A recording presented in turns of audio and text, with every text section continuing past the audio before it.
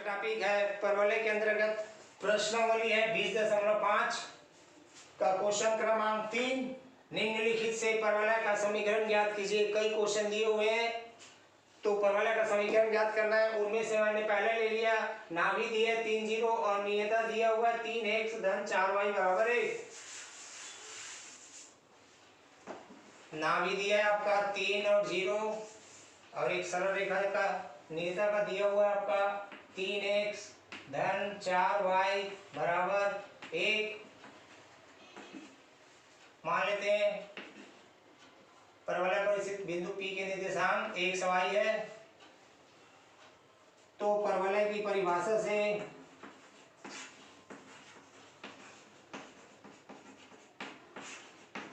से बिंदु को मिलाने वाली है ना, बिंदु P से नाभि से दूरी और बिंदु P से नियता पर डाले गए लंब की लंबाई बराबर होते हैं। तो ये बिंदु हो जाएगा आपका M, तो SP बराबर PM।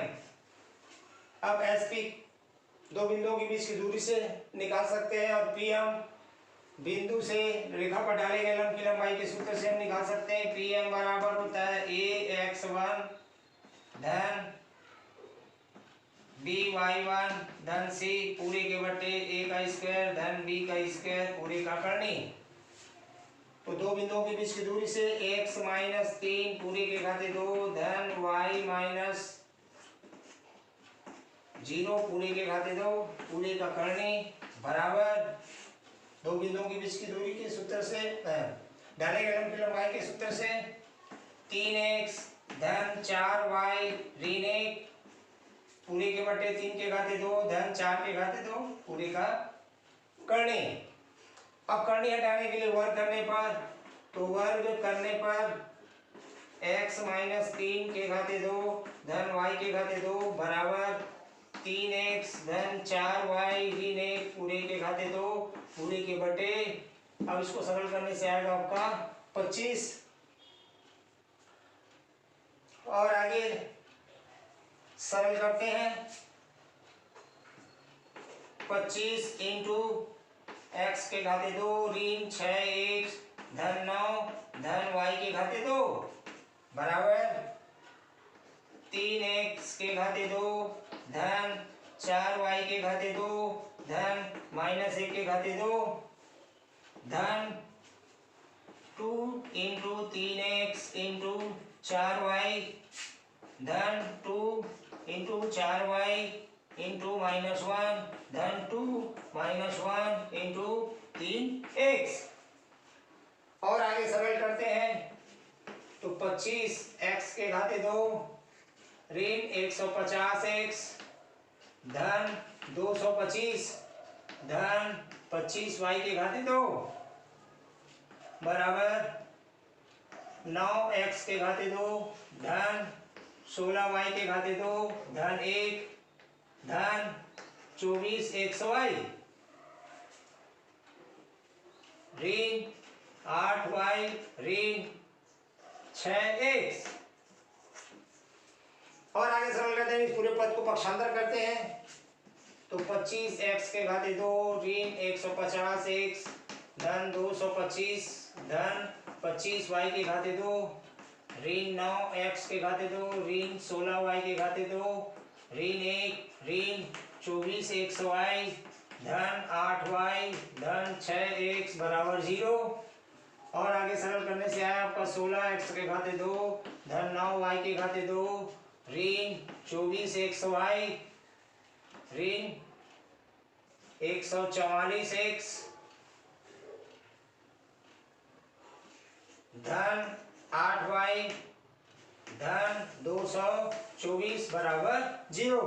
इस प्रकार परवलय का समीकरण प्राप्त हो जाता है।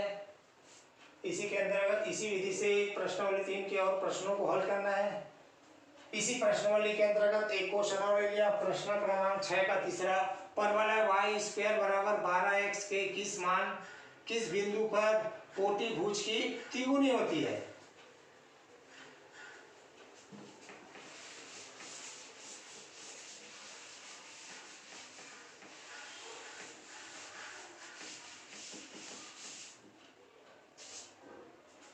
तो हल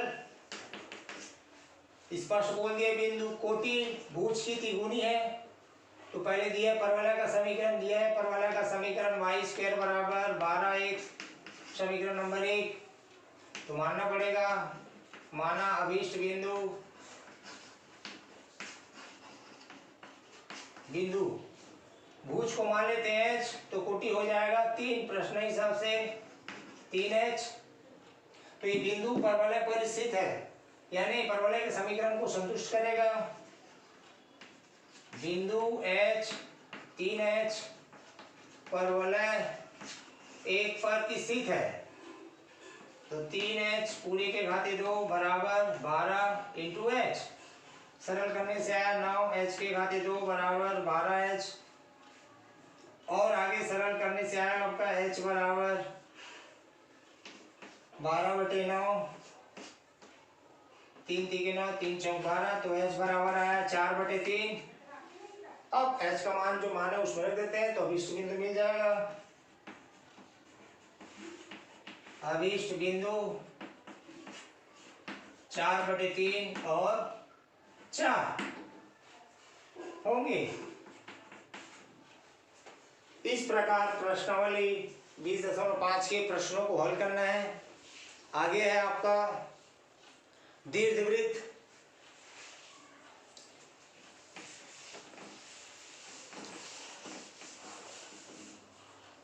दीर्घवृत्त के अंतर्गत तो परिभाषा, उस बिंदु का बिंदुपथ जिसकी एक स्थिर बिंदु से दूरी एक स्थिर रेखा से दूरी में एक स्थिर अनुपात होता है, दीर्घवृत्त कहलाता है।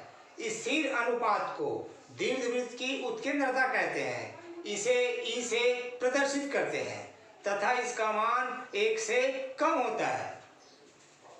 उत्केंद्रता को ई से प्रदर्शित करते हैं, साथ ही साथ इसका मान 1 से कम होता है।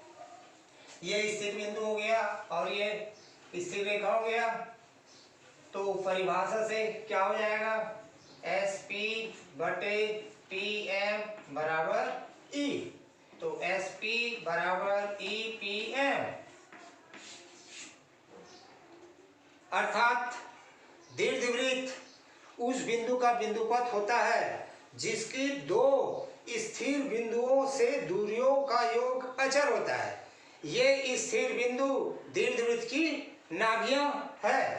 ये स्थिर बिंदु और P बिंदु दीर्घवृत्त पर कोई स्थिर बिंदुओं से दूरी का योग अचर होता है, यानी SP धन S' P बराबर 2a। आगे है आपका दीर्घवृत्त से संबंधित पद। पहला है केंद्र। नाभियों से होकर जाने वाली रेखाखंड के मध्य बिंदु को हम केंद्र कहते हैं। दूसरा है दीर्घवृत्त का अक्ष। तो दीर्घवृत्त के अक्ष के अंतर्गत है पहला आपका दीर्घअक्ष। नाभियों को मिलाने वाली रेखा दीर्घवृत्त का दीर्घअक्ष कहलाता है, और दीर्घअक्ष के अंत बिंदु दीर्घवृत्त पर स्थित होता है। चित्र में दिख रहा है, नाभियों से होकर जा रहा है और दीर्घवृत्त पर स्थित है A और A'। लघु अक्ष केंद्र से जाने वाली तथा दीर्घअक्ष पर लंब रेखा दीर्घवृत्त की लघु अक्ष कहलाता है। ये केंद्र से होकर जा रहा है और दीर्घअक्ष पर लंब है, तो B और B'। चित्र से B और B' लघु अक्ष होगा। शीर्ष दीर्घ अक्ष के अंत बिंदुओं को दीर्घवृत्त के शीर्ष कहते हैं। ये आपका दीर्घ अक्ष के अंत बिंदु, तो शीर्ष हो जाएंगे A और A'। नाभि दूरी उच्चारण से स्पष्ट है। दीर्घवृत्त पर स्थित किसी बिंदु की नाभि से दूरी उस बिंदु की नाभि दूरी कहलाती है। ये बिंदु ले लिया कोई भी, तो नाभि से दूरी ये नाभि दूरी कहलाता है। अब नाभि जीवा, पांचवा पॉइंट है नाभि जीवा। दीर्घवृत्त की किसी भी नाभि से गुजरने वाली दीर्घवृत्त की कोई जीवा उसकी नाभि जीवा कहलाती है। ये इस प्रकार नाभि से गुजर रहा है, ये भी नाभि से गुजर रहा है, तो ये नाभि जीवा कहलाती है। अब नाभिलंब जीवा, दीर्घवृत्त की वह जीवा जो नाभि से गुजरे तथा दीर्घ अक्ष पर लंब हो।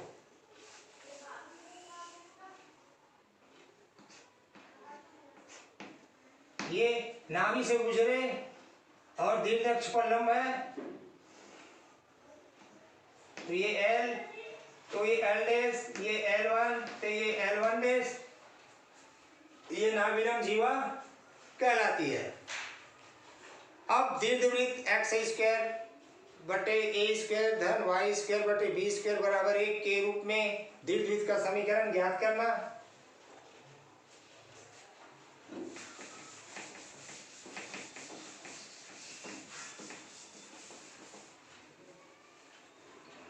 एक्स स्क्वायर अपान ए स्क्वायर धन y square upon b square बराबर 1, जहां ए बड़ा है बी से, के रूप में दीर्घवृत्त का समीकरण ज्ञात करना। माना एस नाभि और जेड एम नियता है और ई उत्केंद्रता है। एस जेड लंब खींचे जेड एम,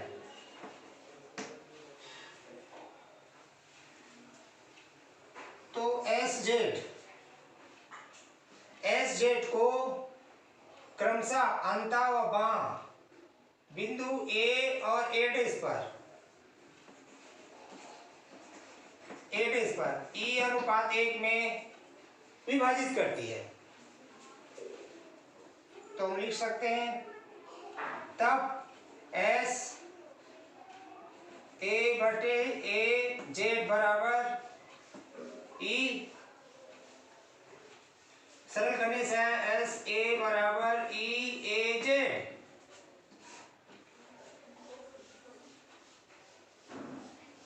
अब वहां से एस ए डैश बटे ए डैश जेड बराबर ई, तो एस ए डैश बराबर ई ए डैश जेड, समीकरण नंबर 2। स्पष्ट दिख रहा है ए और ए डैश दीर्घवृत्त पर स्थित है, तो ए और ए डैश की लंबाई मान लेते हैं 2a और ए और डैश के मध्य बिंदु है आपका O। ए डैश बराबर 2a और ओ ए बराबर ओ ए डैश बराबर a। अब समीकरण इसको दे दिए 1। अब समीकरण 1 2 को जोड़ने पर समीकरण 1 हुआ 2 को जोड़ने पर एस ए धन एस ए डैश बराबर ई ए जेड धन ई ए डैश जेड। अब चित्र की सहायता से जोड़ते हैं एस ए और एस ए डैश, तो टोटल ए डैश होगा आपका ए डैश बराबर ई, उभयनिष्ठ दिख रहा है ए जेड की लंबाई ओ जेड में ओ ए को घटाएंगे, ओ जेड में ओ ए को घटाना है, धन ए डैश जेड ओ जेड में ओ ए डैश को जोड़ना है, ओ जेड धन ओ ए डैश। अब ए डैश की लंबाई मान चुके हम 2a बराबर ई, और स्पष्ट है ओ हम जानते हैं ओ ए बराबर ओ ए डैश, तो ये घट गया, बचा क्या ओ जेड तो इंटू 2 ओ जेड, 2 सरल हो गया, तो ओ जेड बराबर ए बटे ई। अब 2 में 1 को घटाने पर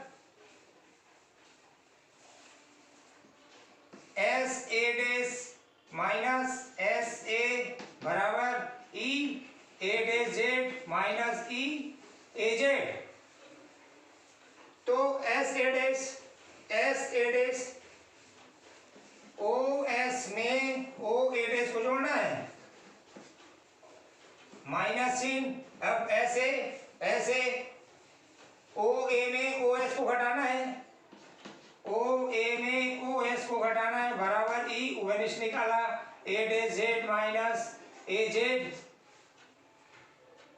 अब सरल करते हैं तो ओ एस धन ओ ए डैश माइनस ओ ए धन ओ एस बराबर ई। अब इसको हटाते हैं, ए डैश जेड में ए जेड को हटाएंगे तो ए डैश आएगा आपका total A into A dash. तो ये स्पष्ट हो गया, ओ ए बराबर ओ डैश होता है, हम जानते हैं तो कटिए। बचा क्या आपका 2OS बराबर ई 2A, ए डैश का मान मालूम है तो सरल करने से आया आपका OS बराबर ए ई,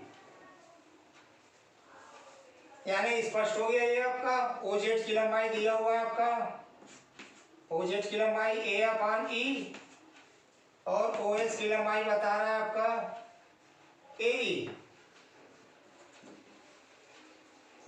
अब O को मूल बिंदु मान लेते हैं और ए डैश को SH और मूल बिंदु से जाने वाली तथा ए डैश पर लंब y अक्ष खींचते हैं, तब S के निर्देशांक हो जाएंगे माइनस ए ई 0 और नियता का समीकरण हो जाएगा आपका x बराबर माइनस ए अपान ई। माना दीर्घवृत्त पर कोई बिंदु P है जिसके निर्देशांक x y है।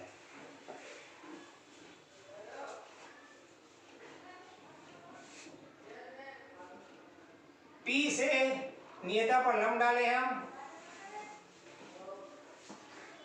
PM लंब डाले ZM और SP मिला दिए तो दीर्घवृत्त की परिभाषा से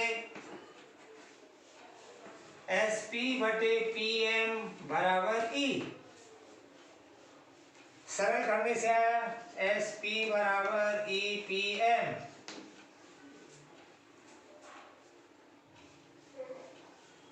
तो स्पष्ट हो गया, SP दो बिंदुओं के बीच की दूरी से निकाल सकते हैं और PM डाले गए लंब की लंबाई की दूरी के सूत्र से निकाल सकते हैं। तो दो बिंदुओं के बीच की दूरी SP स्पष्ट दिख रहा है, x माइनस प्लस ए ई पूरे के घाते 2 धन y माइनस 0 के घाते 2 बराबर e और PM ये है रेखा का समीकरण। रेखा का समीकरण हो जाएगा x धन a अपान e बराबर 0। तो x धन a अपान e पूरे के बटे 1 का वर्ग करनी सूत्र से डाले गए लंब की लंबाई से। अब दो बिंदुओं के बीच की दूरी में करनी है अपना, तो करनी हटाने के लिए वर्ग करने पर x धन a e का वर्ग धन y का वर्ग बराबर e का वर्ग। अब सरल करते हैं ये तो x धन a अपान e का वर्ग और इसको सरल करने से आएगा आपका 1। आगे सरल करते हैं x स्क्वायर धन a स्क्वायर e स्क्वायर धन 2aex धन y स्क्वायर बराबर। अब इसको गुणा कर देते हैं तो ex धन a पूरे के घाते 2। आगे सरल करते हैं e के घाते 2 x के घाते 2 धन a के घाते 2 धन 2aex। अब और आगे सरल करते हैं तो इस पूरे पद को पक्षांतर करते हैं तो x square minus e square x square धन y स्क्वायर बराबर a square minus a e square. ये सरल हो गया, घड़िया ये सेम है। अब कुछ अनिष्ट दिख रहे हैं एक्स स्क्वायर 1 माइनस ए स्क्वायर धन वाई स्क्वायर बराबर A square 1 minus E square. अब दोनों पक्षों में ए स्क्वायर 1 माइनस ई स्क्वायर से भाग देने पर तो एक्स स्क्वायर अपान ए स्क्वायर बचा प्रथम पद में धन वाई स्क्वायर बटे ए स्क्वायर 1 माइनस ई स्क्वायर बराबर 1। अब इस पद को मान लेते हैं हम बी स्क्वायर बराबर होता है a square 1 minus E square. तो एक्स स्क्वायर अपान ए स्क्वायर धन y square upon b square बराबर 1, जो कि दीर्घवृत्त का समीकरण प्राप्त हो जाता है। अब इस दीर्घवृत्त में एक दूसरा नाभि भी होता है और एक दूसरा नियता का भी होता है मतलब दूसरा होगा जो ओ एस डैश के बराबर होगा, ओ जेड डैश के बराबर होगा। तो इस नाभि के निर्देशांक क्या हो जाएंगे ए ई 0 और इसके निर्देशांक नियता का समीकरण हो जाएगा x बराबर ए अपान ई।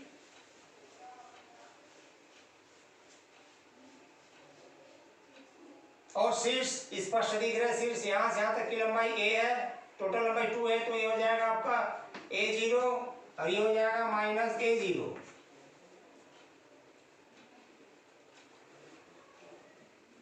अब आता है अगला टॉपिक के अंतर्गत लेते हैं इस दीर्घवृत्त की नाभिलंब जीवा की लंबाई ज्ञात करना।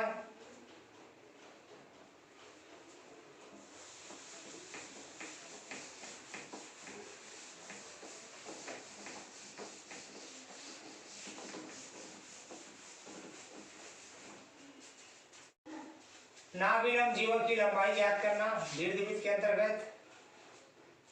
तो दिया गया दीर्घवृत्त, तो नाभिलंब नाभि से होकर जाने वाली और दीर्घअक्ष पर लंब, तो ये ले लिया L, तो ये हो जाएगा L डैश, ये हो जाएगा L1, तो ये हो जाएगा L1 का बेस कटान बिंदु। हम जानते हैं OS की लंबाई होता है AE। मान लेते हैं SL की लंबाई है आपका L, तो ये बड़े L के निर्देशांक हो जाएंगे AEL, जो कि दीर्घवृत्त पर स्थित है। बिंदु AEL दीर्घवृत्त 1 पर स्थित है, यानी समीकरण को संतुष्ट करेगा। एक स्क्वायर ए स्क्वायर धन l square upon b square बराबर 1। सरल करने से आया आपका ई स्क्वायर धन l square upon b square बराबर 1। तो L square upon b square बराबर 1 माइनस ई स्क्वायर, और आगे सरल करने से आया एल स्क्वायर बराबर बी स्क्वायर 1 माइनस ई स्क्वायर। हम जानते हैं बी स्क्वायर बराबर A square 1 minus E square, तो 1 माइनस ई स्क्वायर बराबर होगा बी स्क्वायर अपान ए स्क्वायर, यहाँ रख सकते हैं हम। तो एल स्क्वायर बराबर B square into B square upon ए स्क्वायर, टोटल हो जाएगा बी स्क्वायर अपान ए पूरे के घाते 2, तो एल बराबर हो जाएगा बी स्क्वायर अपान ए। लंबाई निकल गया, अपने को ज्ञात करना है नाभिलंब जीवा की लंबाई, यानी कि हो जाएगा ये एस एल बराबर एस एल डैश बराबर बी स्क्वायर अपान ए। नाभि लंब जीवा की लंबाई एल एल डैश, तो ये हो जाएगा एस एल धन एस एल डैश बराबर बी स्क्वायर अपान ए धन बी स्क्वायर अपान ए, मान रख दिए। आगे सरल करने से आया 2b स्क्वायर अपान ए। इस प्रकार नाभिलंब जीवा की लंबाई निकल गया।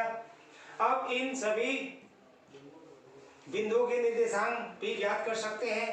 तो आपका पहला है L के निर्देशांक हो जाएंगे AE बी स्क्वायर अपान ए और एल डैश के निर्देशांक हो जाएंगे आपका ए E minus B square upon ए, L1 के निर्देशांक हो जाएंगे आपका माइनस ए ई बी स्क्वायर अपान ए, L1 डैश का निर्देशांक हो जाएगा माइनस ए E minus B square upon ए।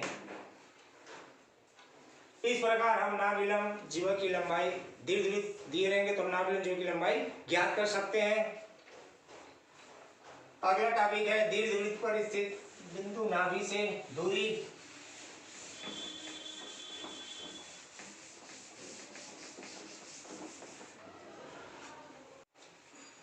दीर्घवृत्त पर स्थित किसी बिंदु की नाभि दूरियां ज्ञात करना। तो उसके अंतर्गत प्रमेय है दीर्घवृत्त पर स्थित किसी बिंदु की नाभि दूरियों का योग अचर होता है तथा उसका परिमाण दीर्घअक्ष की लंबाई के बराबर होता है। उत्पत्ति ये दीर्घवृत्त बना हुआ है और ये दो नाभि है और नियता है। तो दिया है दीर्घवृत्त पर स्थित, मान लेते हैं दीर्घवृत्त पर स्थित बिंदु P x y है और बोला बिंदुओं की दूरियों का योग, ये बिंदु की दूरियों का योग। तो हम जानते हैं इसके निर्देशांक होता है ए ई 0, यानी कि हम बोल सकते हैं O से S की दूरी हो जाएगा आपका ए ई।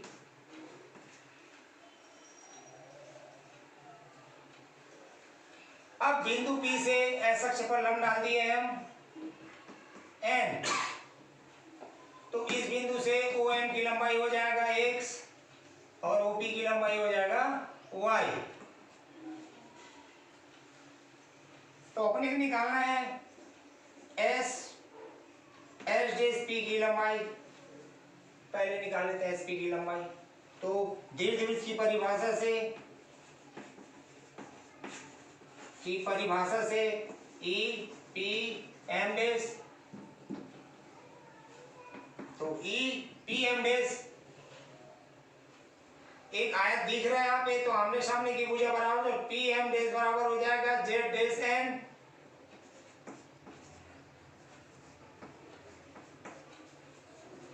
E Z डैश N की लंबाई O Z डैश में O N को जोड़ना है। E O Z डैश लंबाई हम मालूम है अपने को A अपान E धन ओ एन की लंबाई है आपका x, सरल करने से आया a धन ई एक्स।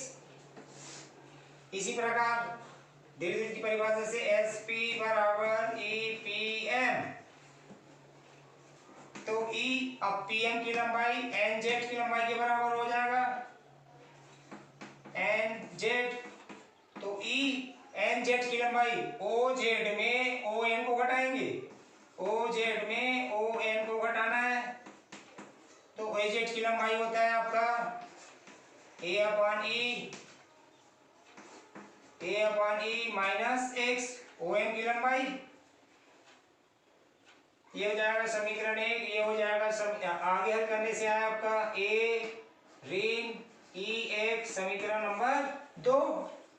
अपने को निकालना क्या है, नाभि दूरियों का योग बोला है, यानी इसको जोड़ना है। तो समीकरण 1 और 2 को जोड़ने पर एस पी धन एस डैश पी बराबर a माइनस ई एक्स धन a धन ई एक्स। सरल करने से आया आपका 2a जो कि अचर होता है, साथ ही साथ दीर्घअक्ष की लंबाई के बराबर होता है, दीर्घअक्ष की लंबाई 2a होता है। इस प्रकार सिद्ध हो जाता है कि दीर्घवृत्त पर स्थित किसी बिंदु की नाभि दूरियों का योग अचर होता है तथा उसका परिमाण दीर्घअक्ष की लंबाई के बराबर होता है। इसी से अंतर्गत प्रश्नावली है, तो प्रश्नावली को हल करना है।